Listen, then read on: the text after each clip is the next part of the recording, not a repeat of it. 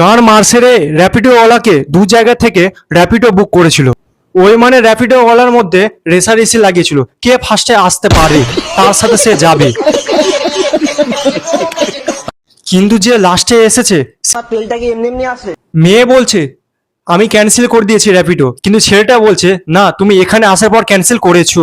দেখা যাক ব্যাপারটা কি হয়েছে। পরে গাড়ি বুক করবেন কেন? একটা কনফার্ম হয়ে গেলে বাবা আমার যেখানে সুবিধা হবে আমি সেটাই করব না। দিদি এটা কি, এটা এটা আবার কোন ধরনের স্টাইল? দিদি এক কাজ করো, তুমি না দুটো বাইকের ওপরে বসো, বসে আর মাঝখানে একটা লরি বুক করো। ভাই তুই রেগুলার যাস তো, দুটো কেন বুক করেছিস? না প্রতিদিন কি এরকম ভাবে কি বুক করিস? খানকির ছেলে, বেশ ঠিক আছে। হ্যাঁ তুই খানকির ছেলে। আচ্ছা আচ্ছা। দিদি এটা আবার কি করলেন? একটা র্যাপিডোকে ডেকে আরেকটাতে যাচ্ছেন, এটা কিন্তু এক ধরনের চুরি।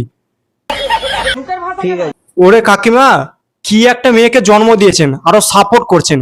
तेरी बहन दिया আমি ঘর ভাড়া দিয়েছি না, আরামে আছে। এখানে কি লোকের মার খাবো নাকি আমি? কার মারছে কাকু? তাড়াতাড়ি ওদেরকে বের করেন, নাহলে আপনারা মরবেন পরে। বের করেন, বের করেন। ঠিক বলেছো।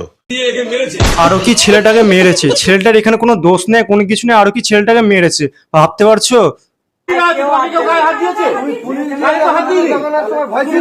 তারপর পাবলিকরা মেয়েটার বাড়ি এসে সিস্টেমটা পুরো হ্যাক করে চলে যায়। এখন কেমন লাগছে? আতকামলা মেয়ে কোথাকার।